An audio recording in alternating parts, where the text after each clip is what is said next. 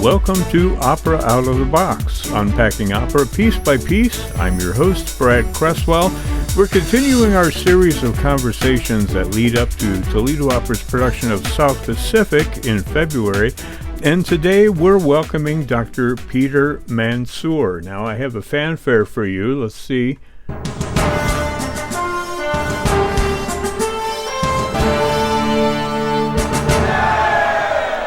Welcome, sir. Oh, pleasure to be here. Thanks for having me on. We welcome guests with a little fanfare. I hope that was up to your standards. Well, given that I just finished a book on General Douglas MacArthur, I know what fanfares are all about now. Well, you mentioned General Douglas MacArthur, and your book is called Redemption. The whole title here, MacArthur and the Campaign for the Philippines.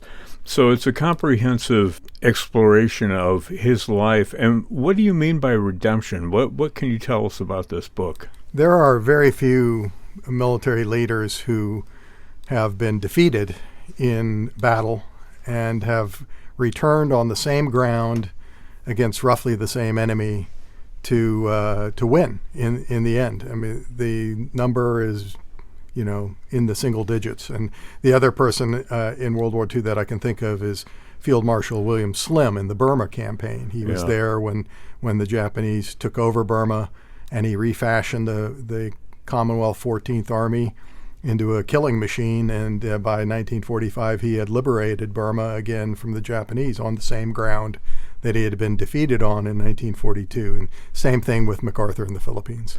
Well, before we dive into this really deeply, let's get a little introduction from you so people know who you are, right? You're on faculty at Ohio State University, but you also have a military pedigree. I wonder if you can talk a little bit about yourself. Sure. So I was born in Minnesota and moved to California when I was 6, raised in Sacramento, and then I went to West Point, where I was a member of the class of 1982, and spent 26 years in the military in the U.S. Army as an armor officer.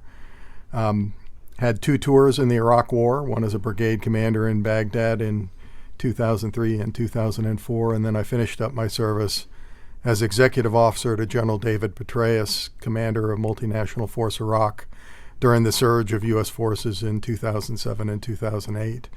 And I retired as a full colonel rather than competing for brigadier general because Ohio State, my graduate alma mater, I have a PhD from Ohio State that I got in 1995 because I had taught military history at West Point as part of my duties. They came and they said, would you like to compete for the General Raymond E. Mason Jr. Chair of Military History, which was the chair that my PhD advisor held. But he was retiring, and they wanted someone to take his place, and they liked my work, which was on World War II. And so I put in my name in the hat and competed and got the position. So I retired in 2008, and I've been teaching military history at the Ohio State University. Yeah, you haven't really retired, I would say. Right. Well, I mean, I feel completely inadequate to interview you. That's why Leah Whitaker is here from Toledo Opera. She's development director. Welcome, Leah. Hey, Brad. You have a lot of questions for Dr. Mansoor. Can I call you Peter or Pete? Or it would be Pete if you want Pete, to use my first. Yes. General Petraeus once said that all superheroes needed a one-syllable name. So I shortened it from Peter to Pete. Brad, you've got some chance there. Yeah, that's right. Well, I mean, when most people think of General Douglas MacArthur, who is the subject of your book, they think of I shall return, or as Arnold Schwarzenegger says, I'll be back. they think of that, and they think of the movies, Gregory Peck. I mean, what kind of a person was he really, right? Well, he was, I would say, a Victorian man of destiny. I mean, he believed that in the end he had an enormous role to play in this world, and he shaped his life and his career to fulfill that goal. He was vainglorious and very conceited, and it was all about him. All the press releases coming out of the Southwest Pacific Theater were all, I think someone did a count, and about 85% of them mentioned one person and one person only, and that was General Douglas MacArthur. But on the other hand, he was an excellent strategist. He took his objectives with minimal loss of life for the most part. There were some exceptions to that. But he learned from those battles. And in the end, he was able to liberate the Philippines at, I would say, a very moderate cost in American blood and treasure, and did a great thing for the United States and the Filipino people in doing so. Well, there's a difference, obviously, between what really happened, which is your purview, and what happens in the musical South Pacific, right, which is sort of our purview here. And before we talk about all of that, I want to have a bit of a quiz here. There are only 5 questions here, so this will be easy. It's called the Pacific Theater Quiz. So theater meaning musical theater, the musical itself, South Pacific, and the Pacific Theater during World War II, right?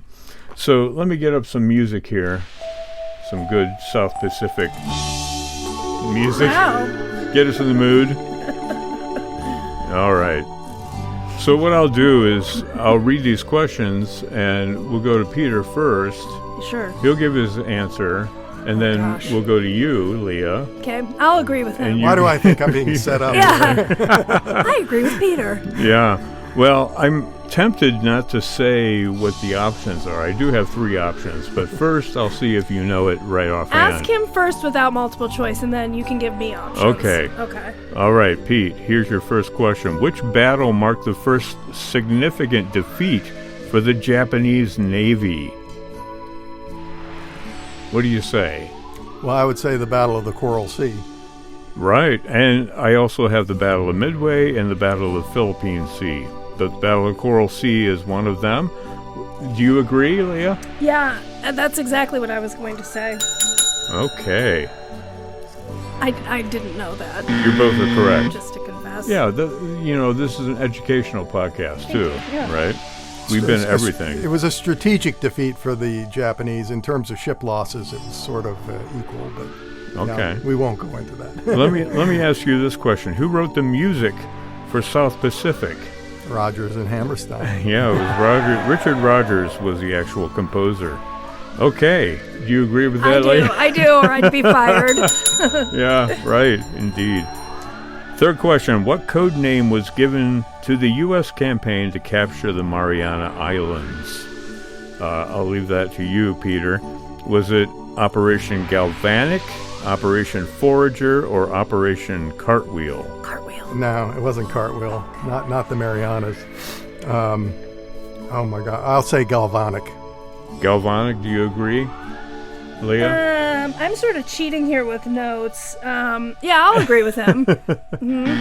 Well, I've got Operation Forager, which encompassed more than the Mariana Islands. Okay, what was the main purpose of the Doolittle raid in April 1942? Was it A, to weaken Japan's air defenses, B, to boost American morale and demonstrate Japan's vulnerability, or C, to cut off Japanese supply lines? Definitely B. Definitely B. You both agree with that? Absolutely. All right, you got that. Who was that named after? Not Dr. Doolittle. I think it was James Doolittle, Do you know? think was his name. He was a Like a general, strategist? maybe, or Okay. he wasn't a general, I don't think. He was a colonel at the time of Colonel, the raid. yeah. He ended up the war as a 3-star general and the commander of the 8th Air Force in Europe. Well, I was kind of What a right. show off. He ended up as a general. Okay, I've got one last question for this quiz. Who originated the role of Emile de Bec in the Broadway production? Was it A, Ezio Pinza, B, Alfred Drake, or C, Yul Brynner? What do you say, Pete? Oh God, I have no idea. I'll take A just because it's the first one. Yeah, do you agree, Leah? Should I? I'll say Yul Brynner.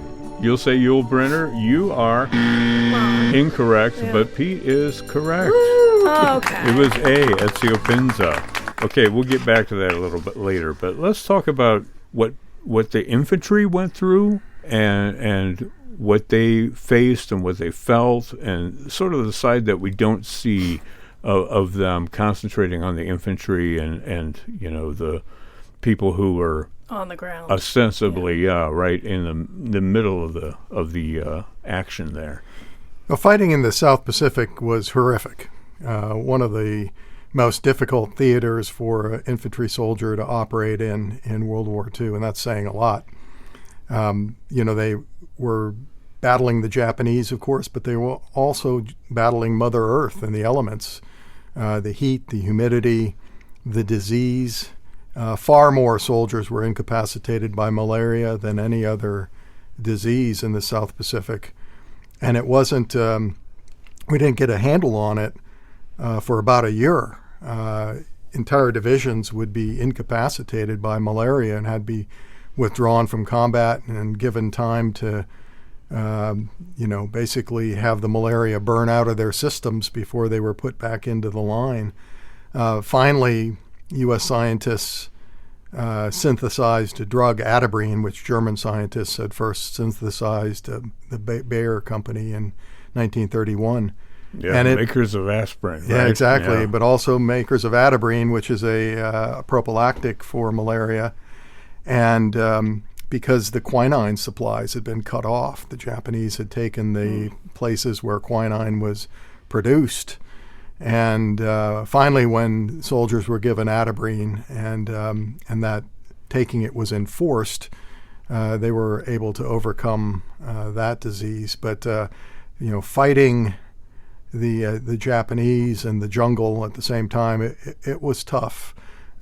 Going back to your comment on racism, there's a book by John Dower called War Without Mercy, and in it he posits that one of the reasons why fighting in the Pacific was so horrific is the intense racism that the Japanese held the Americans, and then the same view the Americans had of the Japanese as sort of ape-like figures and less than human soldiers. And there were very few prisoners taken in a lot of these battles simply because the Americans were suspicious of the Japanese. When they surrendered, they often, would explode hand grenades that were hidden under their clothes and killing a lot of people. And so they simply wouldn't take prisoners. And the Japanese themselves were, mistreated the prisoners that they took because they saw, in their view, surrendering was dishonorable. And so they treated their prisoners horrifically. The Bataan Death March being a good example of that. Wow. I know that in the World War II propaganda, there was a real difference between the way that the European German enemies were portrayed in media and then versus the really, like you mentioned, the ape-like depictions of the Japanese. Do you think that racism is part of the reason what made dropping the bomb easier for us? There's a lot of reasons why we dropped the bomb. The major reason was that President Truman felt it would reduce casualties that would occur if we had to invade Japan. And he's no doubt correct in that regard. Historians look back and think that if the European war had somehow been extended into 1946, the first bomb would have been dropped on Berlin. Okay. So I'm not sure that it was racism that tipped the balance there. Okay. Yeah. But certainly the soldiers and sailors, airmen, and Marines applauded when the Japanese surrendered, and they didn't really care how many people were killed in the process. So getting back to General Douglas MacArthur, and who is the subject of your book, Redemption. We'll link to where people can find that online. But I want to ask you about Douglas MacArthur because, Leah mentioned the bomb, and MacArthur basically wanted to drop the bomb on all of our enemies, right? Am I making that up, or is that so? Well, this comes later in his Korean War experience. Right. When the Chinese intervened in the conflict in the fall of 1950. And in retaliation, he wanted to take the war to China, which the communists had recently taken over the country. And he wanted to expand the conflict. He wanted to bring in the nationalist Chinese from Formosa, now Taiwan, into the conflict. He wanted to use the U.S. Air Force to bomb Chinese targets in Manchuria, including using the atomic bomb, which was our wonder weapon of the time. Yeah. Of course, President Truman felt much differently about the whole matter and General MacArthur ended up getting relieved for overstepping his authority. Is that the "I'll be back" thing that he said to the members of the Philippines? No, that was in World War II. Okay. So he had been ordered by President Roosevelt at the time to withdraw from the Philippines. President Roosevelt did not want Douglas MacArthur being captured, which would be a huge coup for the Japanese. Right. And while he was traveling through Australia on the way to his new headquarters in Melbourne, he thought that he was being ordered to Australia to get an army together and get an air force together and ships together to go back to the Philippines. And he thought like right away, within a matter of weeks or months. And so on one of the stops in Australia, he said, I have been ordered out. I've been ordered to Australia by the president for the purposes of which I assume are to gather reinforcements. I have made my way through and I shall return. And the War Department cabled him and said, shouldn't you have said we shall return? Mm-hmm. Leah, you want to jump in with another question for? Well, yeah. Pete? So what I learned of the South Pacific War was, it's all the island hopping. It's the island hopping strategy. And I'm curious to know, what...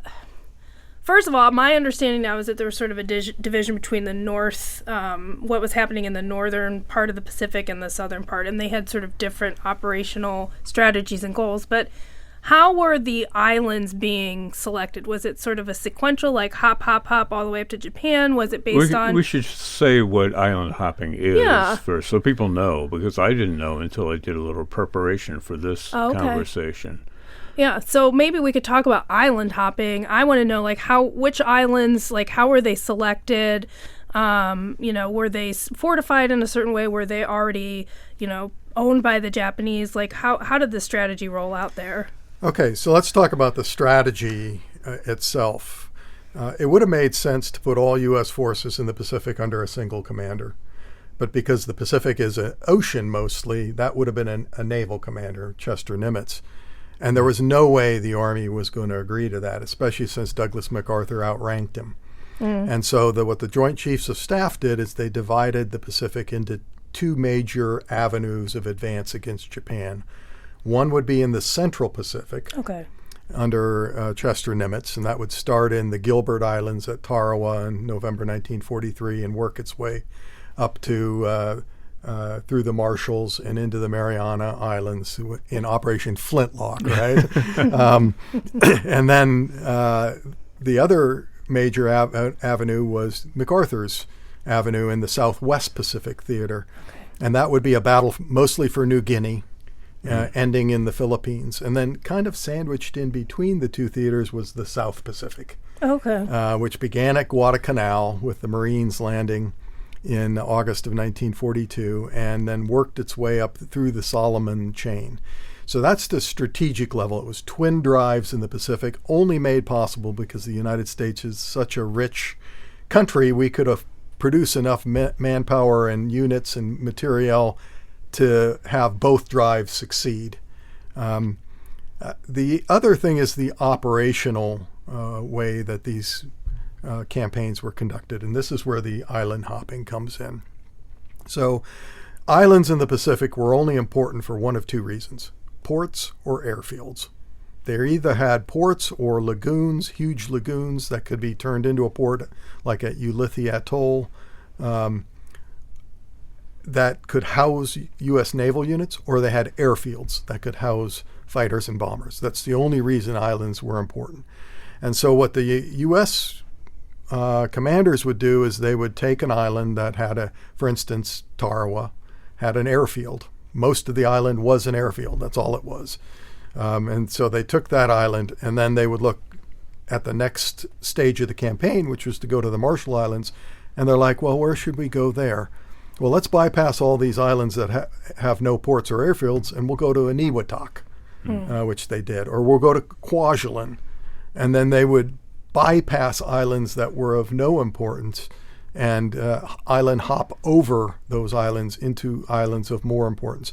In New Guinea, this took the form of MacArthur bypassing Japanese garrisons on the north coast of New Guinea and hopping around them For instance, in April 1944, he did a 500-mile leap to Hollandia, which was a huge coup, landing behind the Japanese army that was guarding the New Guinea coast. So that's what island hopping was all about in the Pacific. Were they meeting Japanese combatants at every island? I mean, you just mentioned skipping around them. So the goal was not to meet the enemy, defeat the enemy. When you say take an island, could it have been at times as easy as showing up and putting your troops on it? Or was it always meeting the Japanese on these islands? And if so, how did the Japanese get there so quickly and take over all these islands? The Japanese were there since the campaign in 1941 and 42. So from December 7th, 1941 through roughly the Battle of Midway in June of 1942, they took these islands, which were not garrisoned, so they basically just landed. But for the U.S. forces and Australian forces to go back, they had to fight for these islands because the Japanese had fortified them. It was not easy at all. Okay. Well, I think we should do the second half of our quiz, just when you thought it was safe, Pete. I've got some more questions here for our Pacific Theater quiz.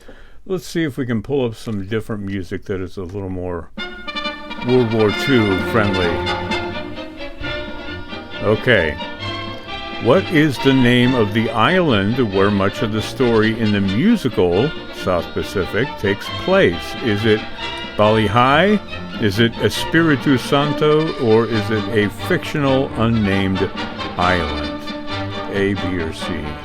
Well, I know Bali High is a song, so I would say Bali High. Well, I know it was a fictional island. Which is also a fictional island, so that's kind of a... A and C. We'll give it to you anyway. Yeah. All right. What was the largest naval battle of World War II? Was it the Battle of Leyte Gulf, the Battle of the Coral Sea, or the Battle of Guadalcanal? Battle of Leyte Gulf. Yes, indeed. What do you say, Leah? I totally agree. You agree with that? Yeah. Which character sings the song Younger Than Springtime in the musical South Pacific? Is it Lieutenant Cable? That's A. Is it B, Emile Debec? Or is it C, Bloody Mary? Which of those three? What do you say? I'll take a stab. I'm going for Lieutenant Cable. I'm going for B. Well, the actual winner of that round was not Leia. It was Pete, definitely. Good job, Pete. Yeah, see, you know more about the musical than you think you do. No, I'm just getting lucky. Yeah, okay. But MacArthur actually said, when he interviewed officers, the first question he would ask is, "Are you lucky?" Really? And this was something Napoleon said of his generals. I'd rather have lucky generals than good generals. Did he know that that was Napoleon's question? That's why he asked it? I have no idea, but...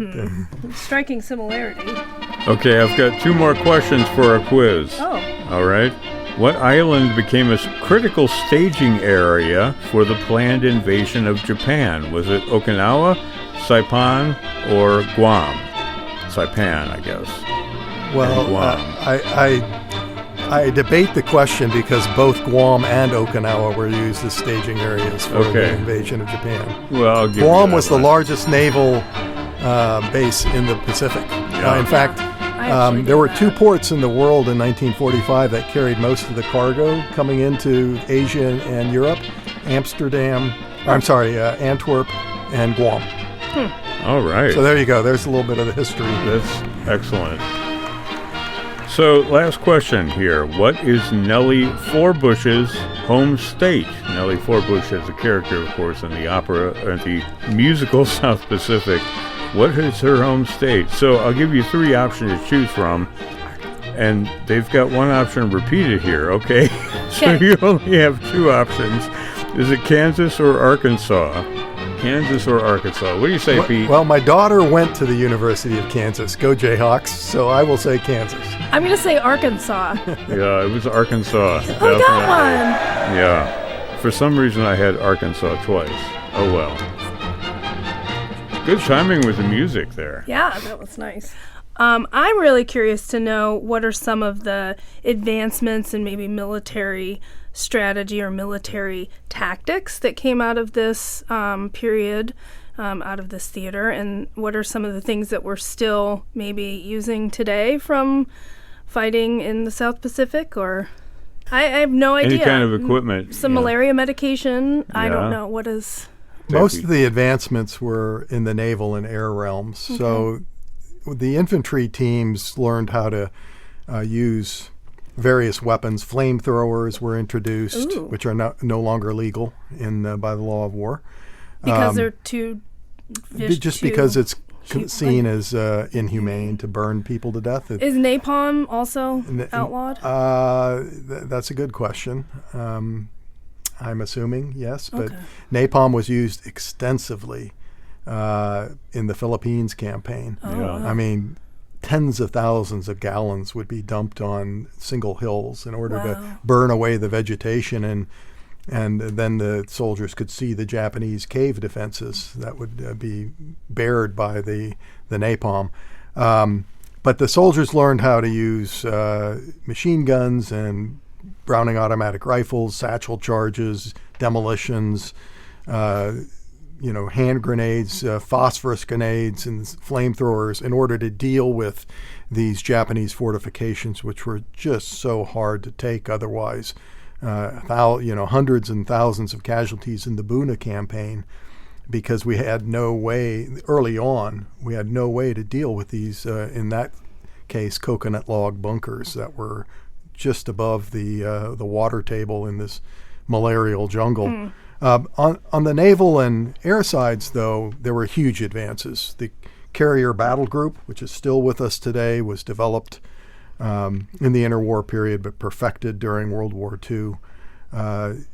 General George Kenney, the 5th Air Force commander who worked for MacArthur, would develop these unique techniques like skip bombing. Think of tossing a rock on a pond and having it skip. Well, he would do the same thing with B-25 bombers and have them drop a bomb that would skip along the surface of the water and then hit a Japanese ship in the side where it could do more damage and sink it. And that had a huge impact on the Battle of the Bismarck Sea, which was a major American victory. Is skip bombing still a thing? No, it's not. So we have GPS-guided weapons and other ways of hitting ships. But there were, Thank you, Brad. Yes. One of the interesting notes is Charles Lindbergh went to the South Pacific. Right. And MacArthur said, I'm going to give you to General Kenney, and he's got a problem with his P-38 fighters. They don't go far enough. They go 500 miles. We need them to go 800 miles on a tank of gas. And Charles Lindbergh actually flew in some P-38s, and he figured out how the technical techniques to extend the range of the P-38s. It was a huge. Oh, wow. And while he was doing it, as a civilian, he shot down a Japanese plane. No way. Oh, it was kept so hush-hush because he wasn't in uniform, as he wasn't supposed to do that. So, like the flying range of these Air Force crafts were improved over aircraft. Yes, and then that was before they put in drop tanks, which extended them even further. So that enabled, for instance, that 500-mile leap to Hollandia, which was such a huge strategic bonus for MacArthur in the spring of 1944. Okay. Thinking back to everything that you said about the soldiers who were in the thick of things, they were on the ground, and their experiences, people don't have that today. When you talk to your students, do you see them engaging with you? And what is the message that you think that people should glean from the fact that we had this war? We've had multiple wars and atrocities and what have you that we don't have today. And so how do you think it affects people's thinking and persona? Well, those wars are still with us today. Yeah. Think of what's happening in Ukraine right now. That's true. Which has all the same elements, including the atrocities. It's just that the United States, other than the wars in Iraq and Afghanistan, haven't been involved in these really major wars since say, Vietnam. Mm-hmm. But the students at Ohio State are intensely interested in World War II and military history. We've developed a study abroad program for World War II, and every year we've got 20 students going over to London, Normandy, Paris, Krakow, and Berlin to learn about World War II and the Holocaust. Mm-hmm. Whatever classroom they give me to teach my course on World War II, I fill it up. Yeah. And so students today want to know more about that period of time. They often have heard about the big one from their grandfathers or their great-grandfathers, or, that's passed down through family lore. And so learning what it was really like on the ground as opposed to sort of the fuzzy memories that have been passed down is, I think, important. Well, we had a World War II veteran on the show last time around, and he's 99 years old and actually served in World War II in the Pacific Theater, and talks about Admiral Nimitz as being, the one that the soldiers all look to as opposed to General MacArthur. I wonder if you have any comment about that? Well, it depends where you were. I mean, if you were in the Central Pacific, you did look towards Nimitz. If you were in the Southwest Pacific, you never saw him. Wow. And it was MacArthur who was your commander. The soldiers didn't revere MacArthur the way that... he revered himself? Yes. The way that, say, Slim's soldiers really revered him in the Burma campaign. MacArthur thought at a much higher level. MacArthur's forte was not really tactics, and it was not really his relationship with his soldiers. It was more his strategic sense and his ability to find commanders who were competent and who could work together under his direction to get the job done at the least cost. And there's a lot to be said for that. One of the things that I'm always curious about, and as we've put this grant project together and the podcast with some of our events, it's important for us as an opera company when we tell these stories through art is to, hear more than just one point of view. And so we are bringing in other members or other people to this podcast project from Japan who are survivors in some way of World War II. And my question for you, Pete, is I'm not really sure I know exactly what the Japanese objective was in the Pacific. I know it was to probably cause damage to the United States, but after Pearl Harbor, what was the Japanese end goal here? Was it the invasion of mainland China? I think it was more reactionary, at least the Pearl Harbor incident. I mean, maybe, Pete, you can talk a little bit about that and how the Japanese viewed that tragedy. Well, with the onset of the Great Depression, the Japanese sought autarky. In other words, they wanted to control all the raw materials their economy needed to function. They believed that would be on the Asian mainland, mainly in China. So in 1931, they took over Manchuria. In 1937, they used an incident at the Marco Polo Bridge near Beijing to launch a full-scale invasion of China. But then they got stuck. They couldn't defeat China. China is just too big, its population too much. And so Japan, was looking around for a war-winning strategy. At the same time, the United States had a role in China at the time. We had missionaries there. We had trade with China, and we wanted an open door for that trade, not China under Japanese control. We put in a series of embargoes against Japan, and that ultimately resulted in an embargo on oil exports to Japan. The United States was the primary oil-producing nation of the time. We are today, too, thanks to the fracking revolution. But that put Japan on the horns of a dilemma because they were literally running out of oil. That embargo went into place in the summer of 1941, and Japan had about a year of oil stocks left, and then it would have to surrender. And so they said, okay, well, what we're going to do next is the southern strategy. We're going to seize the oil we need in the Dutch East Indies, modern-day Indonesia, and we're going to start that, though, by crippling the U.S. Pacific Fleet with this surprise attack on Pearl Harbor. Then we're going to seize this area in the Pacific Ocean, which has all these island groups, and we're going to fortify them. And the assumption there was the United States was not going to be was not going to have the will to take the casualties necessary to kick the Japanese out of the area that it had gained, and that ultimately we would agree to some sort of negotiated solution rather than attacking through these island chains and defeating Japan. Yeah, which we did. Yes, the assumption was dead wrong, and part of it was dead wrong because they didn't see what their own attack on Pearl Harbor had done to galvanize the American people.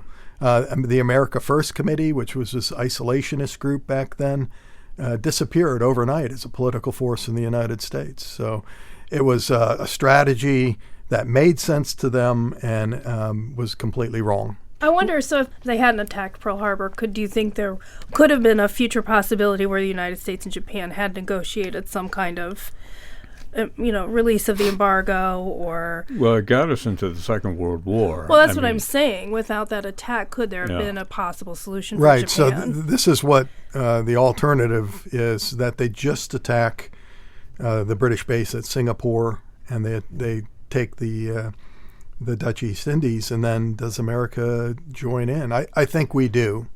I think at that point, the United States probably would have ended up in the war with Japan, but maybe not with Germany. Yeah.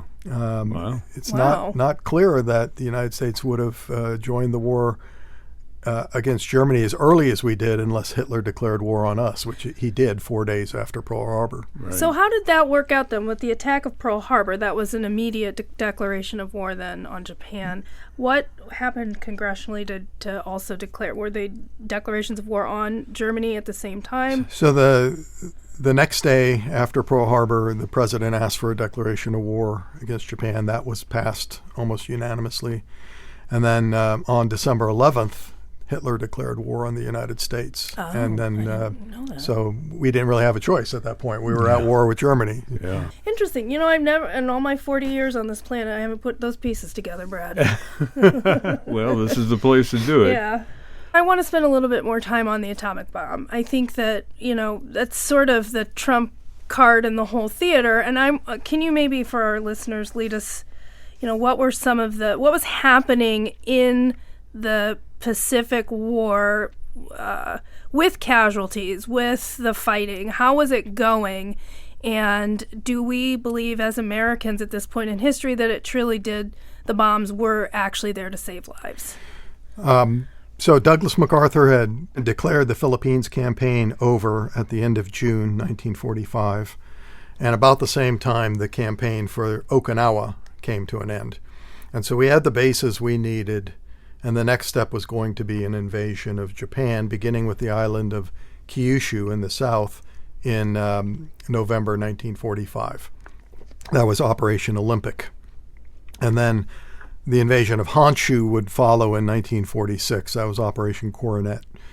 At the same time, we had the Manhattan Project coming to fruition. Mm-hmm. And the first atomic detonation was in the United States, in New Mexico in July. And they figured out that was a plutonium weapon because they didn't know if the plutonium bombs would work. Mm-hmm. So that's the one they wanted to test. They were absolutely sure the uranium bomb would work, but we only had 2 of them. Mm-hmm. So they got those ready to go. And then the decision was put forward to President Truman, do we use these? And he looked at a number of factors. How many casualties would we take if we had to invade Japan? What would be the role of the atomic weapon in the post-war period? Would it give us a diplomatic edge against the Soviets? Although the Cold War hadn't started there were some thoughts that the Soviet Union would be a strategic competitor in the post-war period. Maybe we should just demonstrate the bomb to the Japanese, put on an island offshore. There were a lot of these sort of things batted back and forth. But finally, in the Potsdam Conference of July 1945, the Allies put out a statement that basically said Japan must surrender its armed forces unconditionally or face destruction. Mm-hmm. The Japanese looked at that and they go, well, that's different from unconditional surrender. And they thought the Allies were maybe backing off because they were war weary. Mm-hmm. And so instead of taking the hint they pushed harder to surrender, they said basically, no, we're going to continue to fight. And they tried to work diplomatic channels through the Soviet Union, which was neutral in the Pacific War at this time, and trying to work diplomatic channels there, which did not work. So Truman decided to drop the bomb. Now, in retrospect, a couple things. One is it wasn't just the first bomb that mattered. It was the fact that there were 2 bombs 3 days apart, and the Japanese didn't know how many bombs we had. Right. And so all of a sudden they're like, oh boy, we get a city destroyed every 3 days. We're, oops. Yeah. At the same time, right in between those 2 events, the Soviet Union invades Manchuria. And now Japan's last diplomatic lifeline has been taken away. So all of these things put pressure on the war cabinet. But the person who made the decision to surrender was the Emperor Hirohito. And he and his loyal lieutenants forced that on the part of the war cabinet that didn't want to surrender. In retrospect, the 2 atomic bombs, I would argue, and some historians have argued, saved lives. Because Japan, over the winter of 45-46, probably would have been in a starvation mode. The next target in the strategic bombing campaign was the transportation network within Japan. They would not have been able to move food around the country. And when MacArthur got there with the occupation troops, the first thing he confronted was this potential mass starvation. And it was MacArthur who convinced President Truman to have U.S. grain shipped to Japan to save the Japanese people from starvation. So had the Japanese continued to fight into 1946, there would have been millions of casualties, civilian casualties, due to starvation and the fact that several 100,000 Japanese died to atomic bombing, but ended the war. You can see the balance there. Do you see a modern day possibility that the use of an atomic weapon like that is I don't think so, because acceptable? in that context, the Japanese didn't know what the weapon was, didn't have any capacity to retaliate. There is such a proliferation of nuclear weapons today that it is unlikely that the use of a nuclear weapon would go unchallenged. Right. The other thing we could talk about, because I think this is in the musical, is the role of coast watchers and guerrillas. Okay. Right. And I also want to know, because you mentioned that no one ever saw the natives when they were on these islands. So, how is it that a love story could happen in this kind of context? 2 love stories happen in the operetta, in the musical. Okay. What was the question? A very vibrant imagination from the writers. Yeah. So my question is then back to the musical. What are some of the things that, they absolutely get wrong? And what are, maybe some key differences? You mentioned that soldiers didn't interact much with the actual native islanders themselves. So how is it that there could be a true story of a soldier falling in love with a native woman? So there was one exception to that rule, and that is the coast watchers and the guerrillas, of which there were hundreds, if not thousands, and in the case of the Philippines, tens of thousands to hundreds of thousands of guerrillas fighting against the Japanese. MacArthur put together a group called the Allied Intelligence Bureau. It was his version of the OSS, or the Office of Strategic Services, and he used it to develop strategic intelligence, but to insert these teams into these islands behind Japanese lines often, and they would report what they saw, intelligence, back to his headquarters in Brisbane, Australia.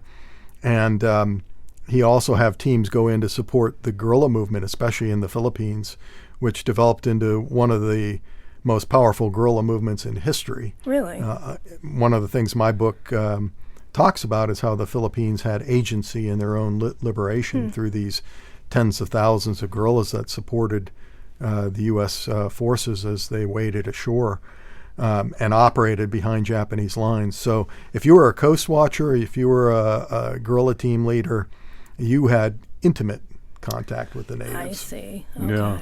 Well, as far as the musical goes, I mean, it was a huge success when it premiered 75 years ago, and Toledo Opera is doing it for the 75th anniversary of the show, right? It's happening on February 14th, which is Valentine's Day, just in time for Every Valentine's year, Day. the same. And there's also a Sunday matinee, which is, I don't have it 16th. listed here. The 16th. There you go.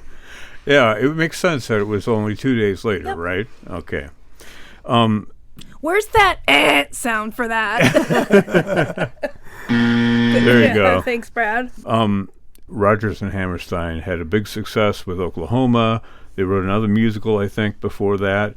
And this was maybe their third musical, I think, that they wrote, South Pacific, based on James Mitchell's novel. But their idea was to turn it into a commercial property, to make like a story out of it that they could use the South Pacific Theater as, a Mythology, backdrop or whatever. They wanted two things, basically. Number one was to make money, which they did. And number two was to make a show with progressive ideas about racism, which they did also as well. Was the idea of racism even a thing at that time?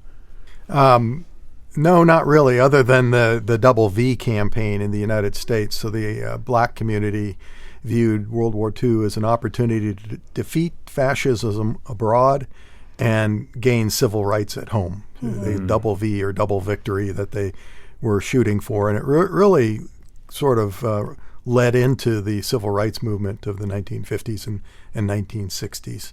Well, that's another entirely different podcast. Fascinating. But it is interesting, isn't it? Well, thank you so much. Dr. Peter Mansoor is on faculty at Ohio State University, a noted historian, author, military man, colonel, et cetera, all those things that you should say instead of me if I get anything wrong. But thank you for coming in and making the trip up here and talking with us today here on Opera Out of the Box. My pleasure, and I look forward to the musical.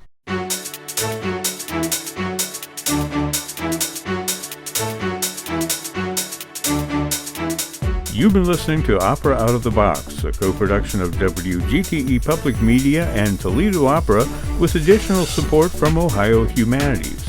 You can find previous episodes online at our website, WGTE.org, and of course you can dive into all things Toledo Opera and South Pacific at their website, which is ToledoOpera.org.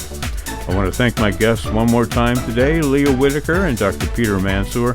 I'm your host, Brad Cresswell, and you've been listening to Opera Out of the Box.